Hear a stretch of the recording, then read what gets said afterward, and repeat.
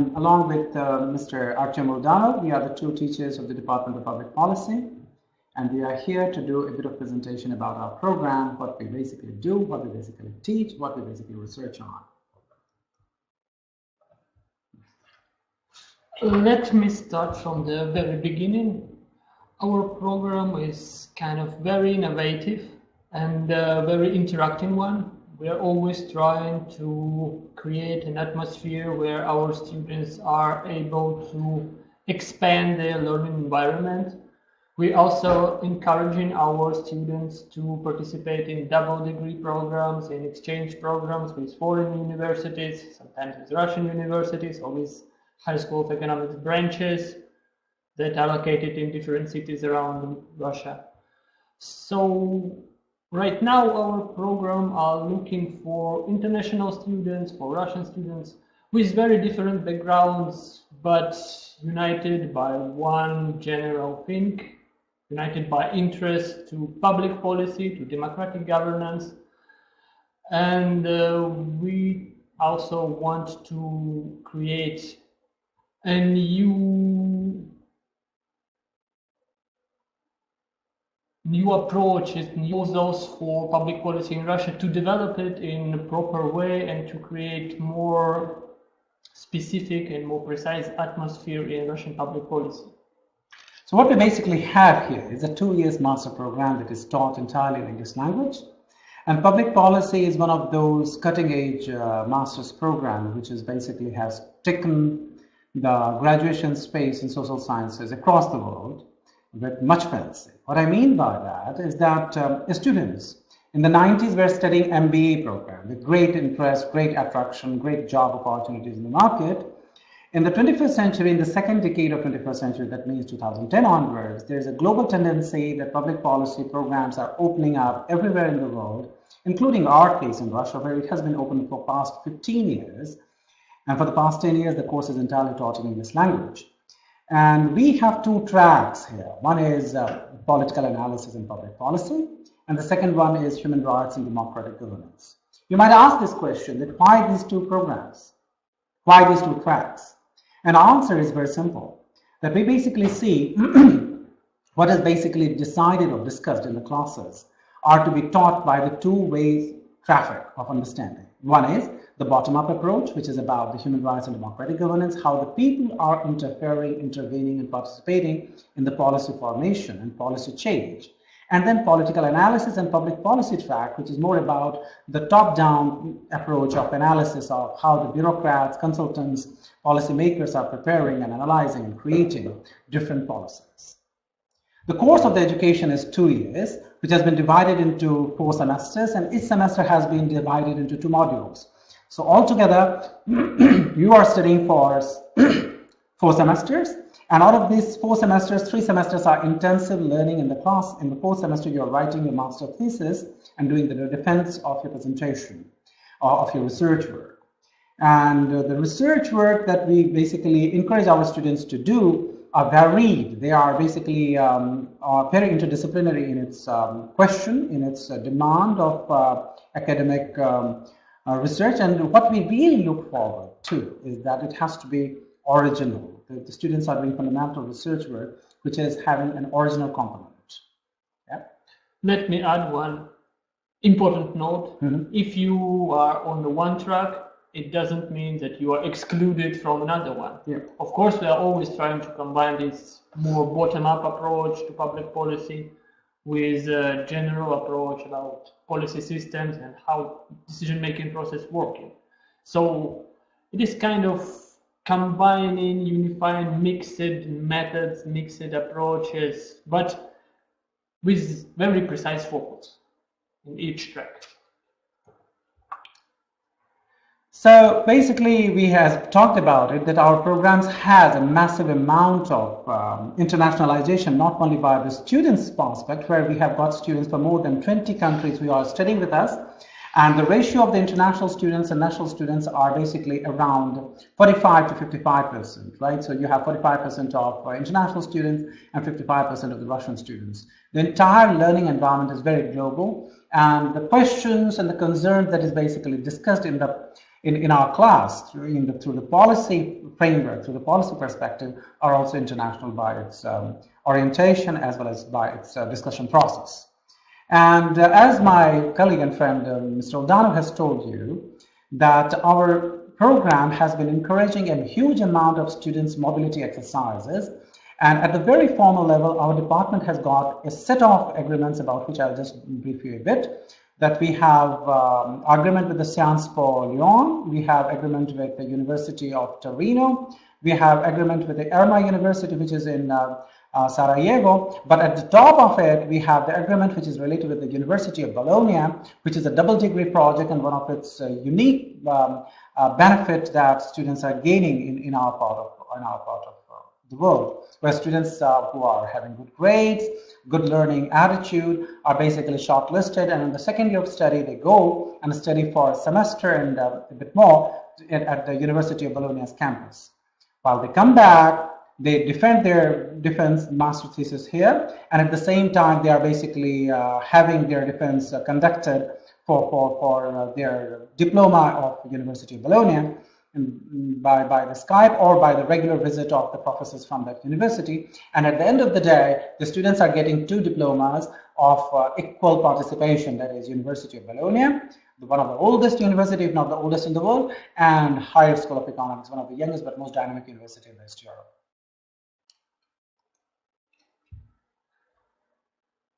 Let's start with our professors. Head of our department is Professor Nina Yurievna Belaeva.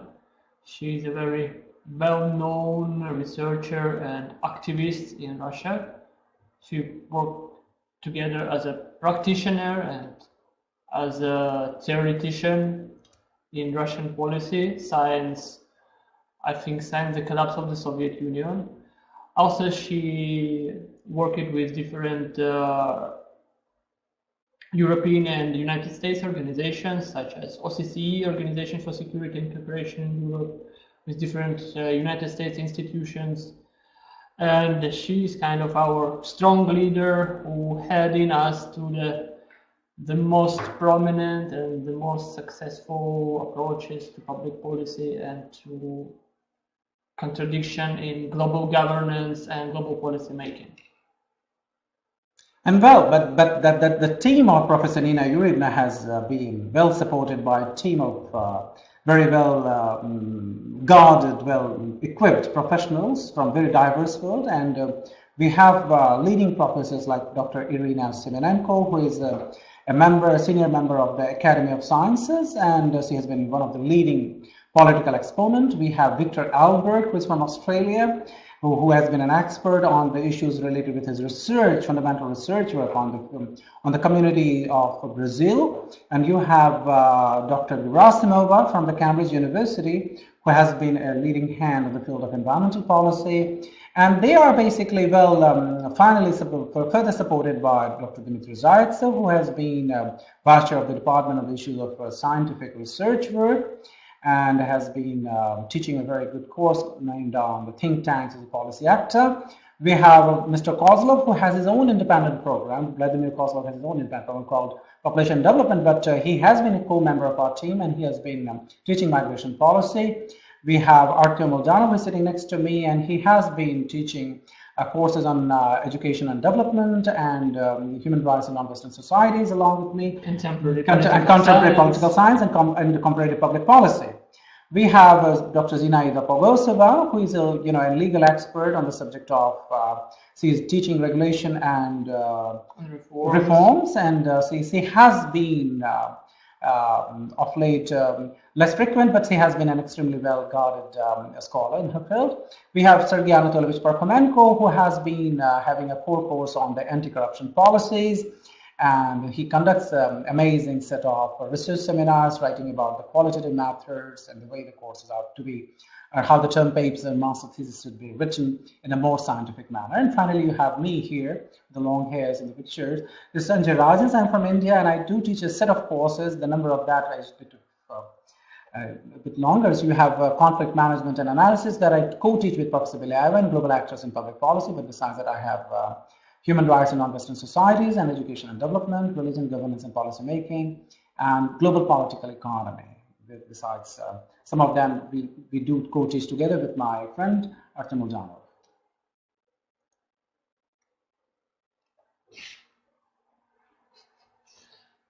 Are we ready to present them? So yes, we have already discussed about these two tracks, about what is the learning concentrations are. We have this political analysis and public policy concentration and human rights and democratic governance. And you can see the range of careers. What we are trying to talk to you today is that our course has a set of job track which are basically way too wide in its description. We have got students who have been very successfully employed in the field of private sector, multinational companies, organizations which are belonging to the Russian market as well as abroad. We have the people who are working for the Ministry of Education, Ministry of Agriculture, Ministry of Defense and Finance. At the same time, we have students who have been working gainfully employed by the international organizations like United Nations, Red Cross, and other international non-government organizations like Amnesty International, Human Rights Watch, and so on and so forth. What we mean here is that a course or a discipline which basically prepares you for the learning opportunity in public policy equips you with a set of tools and mechanisms that allows you to have maximum maneuverability, through which you can really build up a very nice, better job options where you are having most of the elasticity. It's important to mention that from very beginning of your study, we trying to include you in some particular internship places where in future you can find your job place. So if you have a clear career opportunities or clear career goals, if you understand what you want to receive from our program and you got some potential places for your job, we will be pleased to help you with these places, to recommend you, to support you during your internship, and to improve your possibilities in your career. Yeah. So that's a very massive thing, and we have a huge set of clusters of research work that you can see here on the slide. One of the track is about the global governance participation, which is led by Professor Beliaeva and assisted by some of the team members, including me and Artem. And we are basically working on the subject of how the different global institutions are basically generating, facilitating, and converging a certain level of policy coherence in different layers of the governance, from the local to the global. And their concerns are massive as it is a subject of global governance. So the topics are varied and very inclusive. And we see a whole set of different questions that is basically discussed, analyzed, and caters to the research interest, which basically is taken up by the students who are writing their term paper and master thesis on the subject. Yeah. We already discussed internships, so just to say the last line, that you have a whole set of places of internship with which our department has a formal agreement where the students, as our full-time students of the department, go for an intensive internship, and that is a part of our learning exercise, which you go for a month and a half and we are expanding this in the near future, that we would have a 2.5 months to 3 months of an extended internship. But for the 1 year. For the 1 year, yeah. So that would be a kind of a strong learning exercise. And as the institutions are having a formal internship platforms, so the students from our program are basically taken up with much seriousness by the counterparts. So these are the whole set of opportunities that is available for our students, and the names that we had already mentioned, some of them have basically not been mentioned by me, but they are not only the leading educational institutions, but also think tanks and consultancy institutions where our students can have a set of participation. They can go to the conferences and seminars, they can go for the internship, they can apply for the short-term study tour, they can go for an exchange mobility program, and to top it all, at the very first line that you see, University of Bologna, with which we have a kind of an icing on the cake accomplishment, that we have a double degree agreement with them. And every year we are sending the students. This year we are just on the verge of selecting our software study students who have scored very well, and they are the people who would be on board in the month of September to have their academic sojourn in Italy for 4.5 months.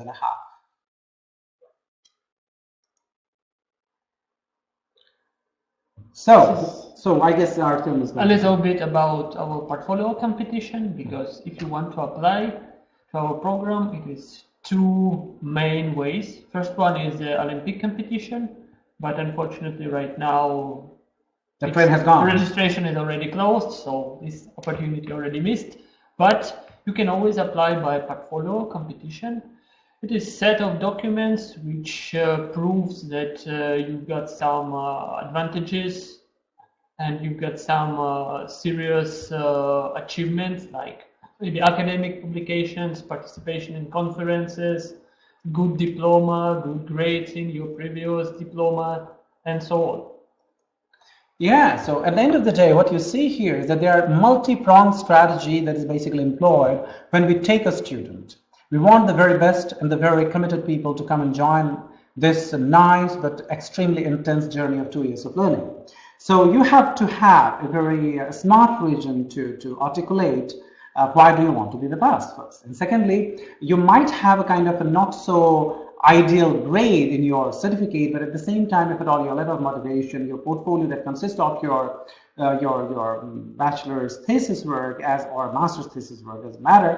And besides that, a strong motivation letter where you articulate the reason of your study, which is followed by an interview, which is more engaging and at the same time extremely critical in deciding in favor or against about your presentation, about your presence. That matters a lot. Unlike, you come for a blind test.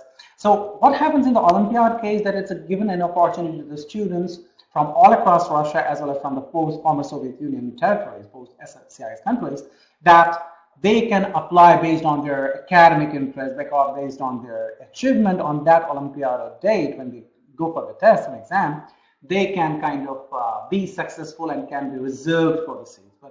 But to remain democratic and to remain consistent, we encourage maximum number of portfolios to be applied for our program from different parts of the world, including from Russia, and students based on their high quality of motivation and their academic achievement of the past is basically shortlisted for our program.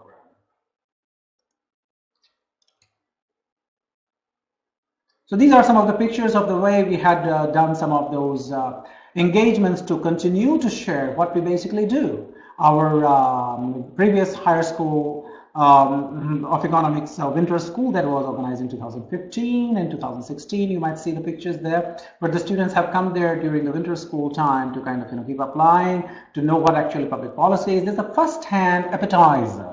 So you come there just to have a taste of what basically we do 2 years, and basically you try to know that in 3 days time. So you have a set of professors coming there teaching a bit about what our courses are, what we basically do, teach, and then the students are coming to have a kind of a certain feel and touch about this program for which they want to embark on and they want to commit themselves for 2 years of studies.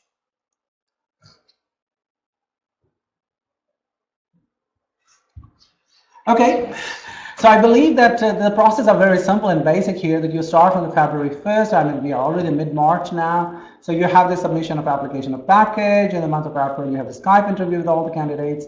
On the 20th of May, the official announcement for all selected students. So you have in the month of June, a copy of applicants who are having their submission of documents. What I would suggest you here, that we have our department's own web page on our HSE website.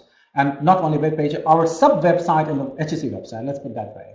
And keep a tab on it. You have a whole set of dates for submitting your application, because the dates and the timelines and the deadlines keep changing year to year. And I'm afraid it might be I'm on the wrong side of the facts here as far as the dates are concerned. But what I would suggest here, that as long as you are here with me now, you can all as well go to the website of www.hsc.ru, and there you can apply for, write some keywords, public policy, Moscow, HSC. You would go to our site, and there you have all the details how to go about joining our 2 years of engagement together. Yeah, dates could be updated, but it's even easier way to find us. Just put in the Google public policy HC, and our program will be the first link. Yes. So these are the study process. We are having the, some academic schedules. Each of the semester is divided into 2 modules, and you are gaining the most of the credits by your participation in the class, as well as your regular test that happens at the end of each one of the module. And your academic engagement and your evaluation is massively evaluated by the level of your engagement in the learning process. not only by writing the smart papers, but by remaining smart throughout the learning process and remaining glued to the learning journey with us. It's a little bit about home assignments. You know, some teachers had their own manner how to communicate and how to interact with students. Sometimes you could be ordered to present something like an essay or like an analytical paper. Sometimes it could be a presentation from your side. It could be a group work.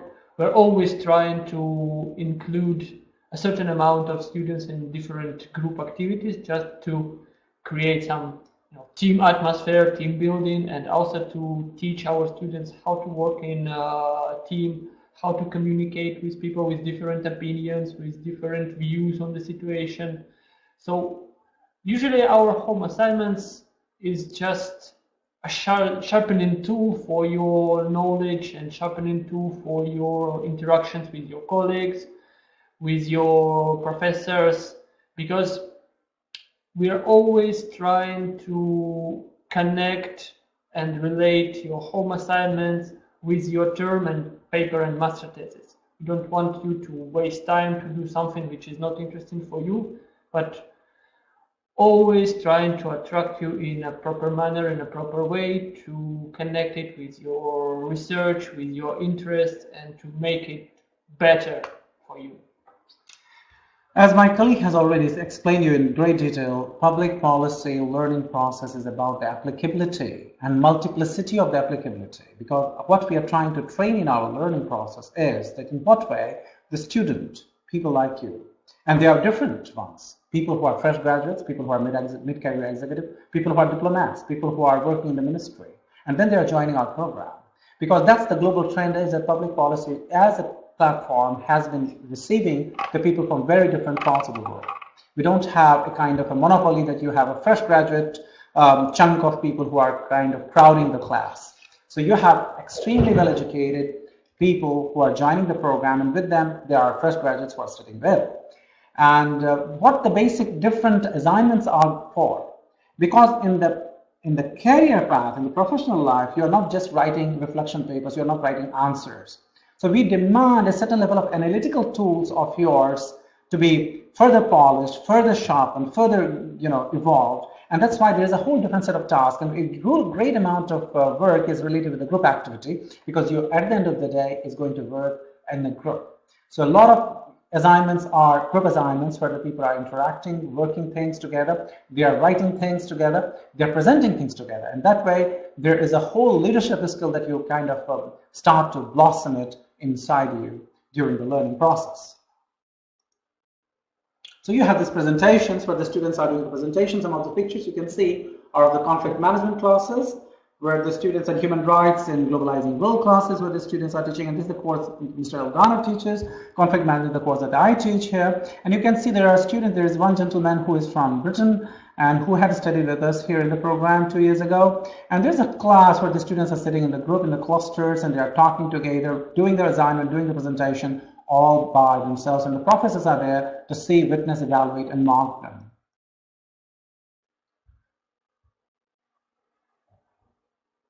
Oh yeah, so here in the courses of the public policies, there are another courses where if at all you are a kind of a policy maker, policy analyst, or policy consultant, so you have to do a kind of different simulated role where you are writing on behalf of different organizations, different interest groups, and you are creating papers on behalf of them. So basically, if at all you are part of the think tanks, of which they might have been further divided into different categories by conservative, liberal, and kind of social democratic, greens, and based on that, what kind of papers, what kind of policy documents that you are preparing for your those people who have ordered a paper for you, who have commissioned a paper for you, and then you are basically preparing the paper with a lot set of policy arguments to lobby the agenda. But that's not the only case, because this is one chunk of this advocacy campaigning learning that we had, learning the policy studies. But not only that, we have a whole set of different learning tools and mechanisms, which is basically applied one. So we don't only teach the theoretical part, we make you do these things in a real-time manner in the class so that once you are in the job market, you really know how does it really unfold at times. Yeah. It is one of the part of our course called Human Rights in Globalizing World, because during this course our students cooperating and interacting with students from different universities around the globe. If I'm not mistaken, around 5 different universities: George Mason University, Miami University, one from Britain, Bologna University, and probably something else. But anyways, during the period of study, you are assigned to write several blogs about current issues with human rights somewhere, or maybe your own opinion about universality of human rights, some issues related to human rights applicability in different regions, and so on and so forth. And we'd love to introduce this interactive approach to you, because we've got a very long experience of conducting such kind of assignments, because we started this course in 2010, if I'm not mistaken, maybe a year earlier. And from this period, we are not changing the program, and our students always participating in such kind of group activities and group interaction between international students.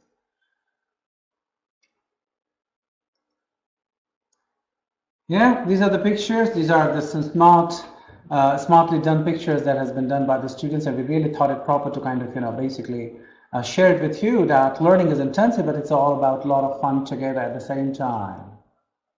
So that's what the exams are all about, which I spoke about earlier, that you have a combination of presentations, group work, advocacy campaign, essay, applied research. And here, yeah. This is everyday life pictures. So these are the pictures which are related to the learning process, and here you are going to have what are the basic principles that we are basically focusing on in the way of our study process. That it has to be very practice oriented. It has to have a long variety of elective courses. It focuses on the development of analytical skills, and basically the learning environment is very full of freedom of thought and expression, where you can debate, contest, and argue not only with your classmates but with your teacher, and most of the time it is extremely well appreciated, so long as you are on the course of just talking about the theme, not about your personal agenda. And the course is by well-known researchers. So what we are basically encouraging in our learning process, that the scholars are coming from different parts of the world who are also contributing and talking about it. So if at all you go to our website, you might see you would have a lot of different international scholars who are visiting here. Just last month we had a fantastic scholarly engagement by Professor Giuseppe Mastruzzo, who has been a great leader of academic project called International University College Torino, with whom we have a partnership of academic exchange of the teachers and the students. And he was here to help us, the students, to understand some of the concepts with more of a global perspective. And this is a very regular feature that happens every semester. Besides all the theoretical knowledge that you gave, you are also having a massive amount of applicable knowledge to combine with.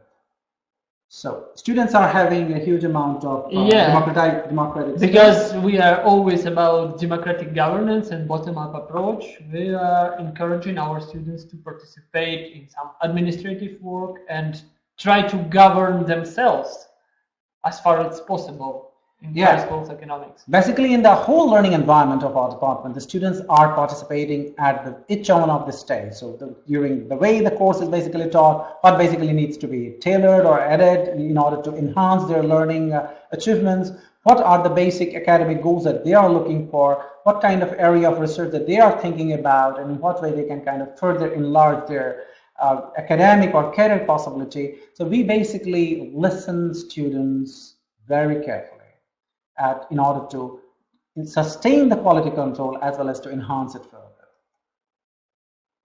So you might see here the whole set of things that is basically done by the students. What are the things that they are doing? There's a cultural club, they're managing the website, they're organizing the different kind of activities, which is very varied. They're having regular international seminars, which are basically organized at the Students Initiative that they had last year on the Day of Africa Day, where they organized talking about the idea against racism. Then they had a subject on the non-violence as a concept on the 2nd of October. We celebrate the International Human Rights Day on the 10th of December. So there is a whole set of activities that is basically organized by the students. So these are the activities which we have just talked about. You can see the posters that is organized and done all by the students.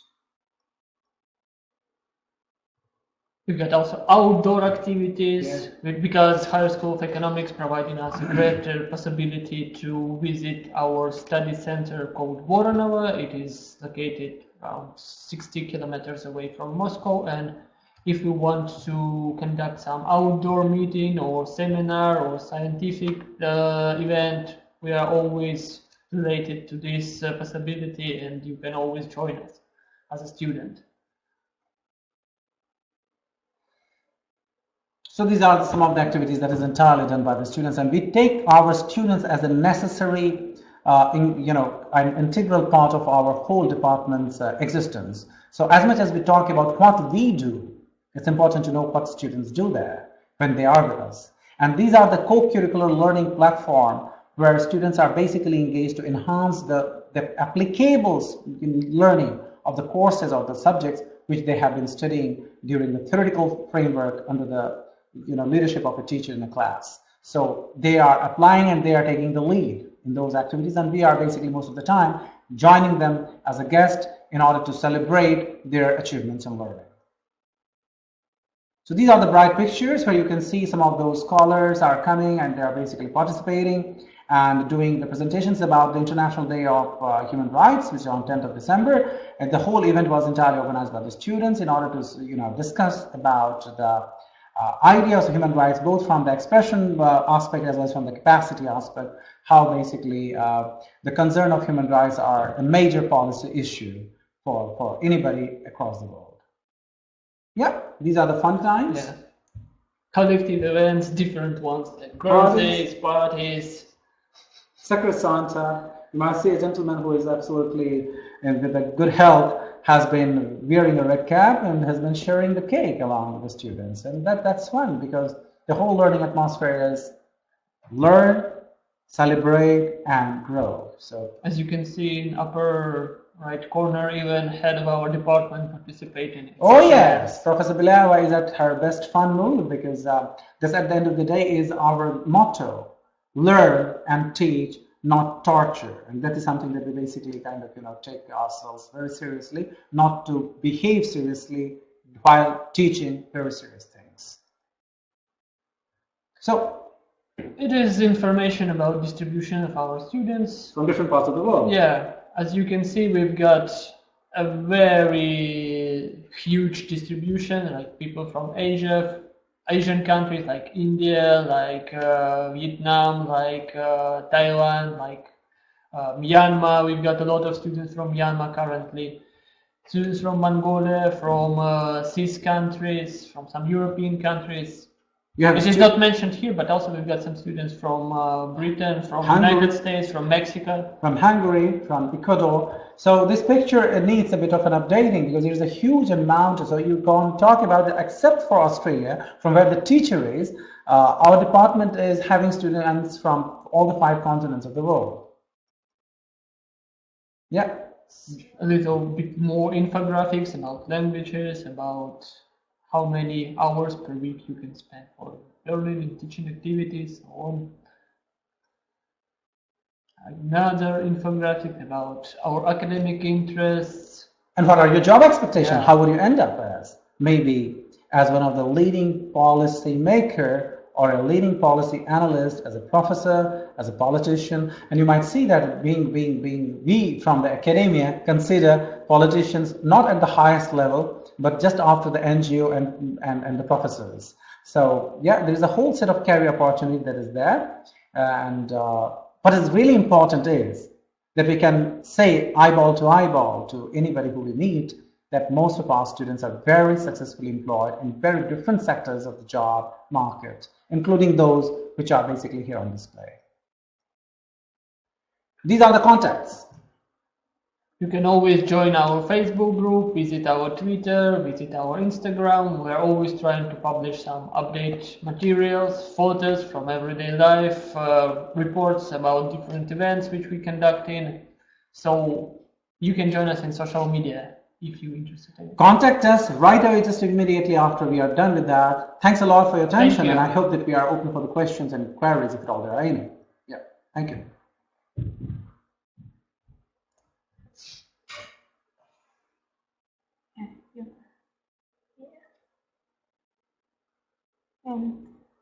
This one? Нет, вот. Раз, два, три, четыре. Did you написать? Нет, отвечайте просто. Okay. Should I put here like okay or? No. You can just. Okay, Stephen, as I understand that you have sent here the view results section of my application page shows that my application has been recommended for admission with full tuition quota scholarship. What would the remaining process be, and when should I expect the final results of the quota? Things are very simple and complicated at the same time. Simple in the sense that our international admission office, they are a bunch of extremely highly qualified professionals who know that each one of the applications deserve total attention, total respect, and total response. They would be getting back to you in each one of the stages of their deadlines that they have articulated it on the website. If at all in your case, Stephen, you have been chosen as a full tuition quota scholarship, remain sure that you are there. So my congratulations well in advance to be a part of the HSC family, and looking forward to see you here. And here, as I understand it, Lamarana Jallo is that what is the meaning of this recommended for admission as a fee-paying student without quota scholarship? Things are very simple and clear that our program has been receiving a massive amount of interest from people across the world, and there are people whose portfolio, submission of documents, as well as the interview that is subsequently followed by it, has been marked or evaluated by a group of professors very independently and objectively. And if at all the higher criteria is that the students who have got graded higher, they have been chosen for the tuition fee full funded scholarship. And those people who have been recommended for admission is that they are good enough, strong enough students. But as the number of seats are limited and the applicants are way too high, we have to really be objective and honest with the meritocracy, and we have to give the students the time who are having a much better capacity, articulation, achievement to be given the platform for free tuition, full funded scholarship to study here with us. And that's where the difference is, that you are very much welcome to join us. And at the same time, I must underscore that if at all you constantly score high in the program, so there are chances that you might be upgraded for the tuition free full funded scholarship for your studies for 2 years time. Yeah, you can shift from first year to second year as a free tuition student. Yes. Yeah, but at the same time here, I would like to underscore here that what I mean here is that the full funded doesn't really cover your food and other expenses. What HSC does is that it provides you an amazing place to live in the city center. Most of the time, international students are placed in the city center of Moscow to live in a very cozy, comfortable dormitory. And it is also very cheap. It is absolutely cheap. It's less than, I guess, $15 a month. Yes, even less. I guess that's it. And then you're getting a kind of a student's metro pass, which is basically available to you for 2 years, where you can have an unlimited ride inside the metro. But I believe, as you would be studying with us, you get not that many chances to travel across the city. So yes, but you have the amazing set of opportunity to be here with us in the sense of a good living condition and good transport condition. And a bit of a token scholarship that goes around some 1,000 rubles, some few thousand rubles, and that's kind of okay. Yeah, around 3,000 rubles. Yeah. 2,700 rubles, something so like that. So that's kind of so that you can buy nice coffees a few times a year. That goes without saying here. Yeah. And the last question, as I understand it, right? Okay, here you have some more. What is the meaning of this recommended? Yeah, that's here. Are there any open registration presently? Of course, there's a second line where the students are submitting their papers. You can contact in 2 ways. You might have seen the website of our Department of Public Policy. You can easily contact by writing us an email, or our program manager, Ms. Catherine Cheklinos, he would be the lady who would be answering, or one of us can be answering you back, either Artyom or me. and we can proceed further on that. But at the same time, the requirements are the same. They are universally consistent in the whole of HSC structure. You have to send all the documents, you have to submit your registration paper, and then it is followed to us. So you have to go through the international admissions process, and then we are automatically receiving it from the International Admission Office. You can always mark us in copy just in order to be sure that if at all you think that they might lose it on the way, so we are always ready to receive any documents from any one of the prospective students. Yeah, just use contact information from the website. If we will not able to answer you, we will always redirect you to the proper person who can answer on your questions and who can recommend you the best options. Yeah, and here comes a very simple question again, Steven, that you're asking: how easy can a student, graduate of the program, enroll on the PhD program in political science? Well, it depends. It's a question again of the competition, and I believe that HSC believes in academic competition, fair play, transparency, and excellence as a result of that. So what we really take great pride about is the way HSC creates a very level playing ground. And Steven, if at all you are up for the ball, grab it. That's it. I mean, you just go for it. I mean, we will be more than proud of having you as a PhD student 2 years from now, and we will claim that, okay, Steven has been a great success story for us. And does HSC fund the study program in Italy? Oh, no. But the thing is that, you know, in Italy, you don't have tuition fee to pay with. I mean, that's the whole thing. But you have to take care of your accommodation, transport, and all that by yourself. What we do is to help you make this great transition from here to be there. And if at all you are in the top list of the learning process in the first semester and shortlisted for the double degree, you are having the best of the both worlds to get 2 degrees at the cost of none. And that's it. I'm not sure about current year, but previously you get a chance to apply for kind of study grant. We lost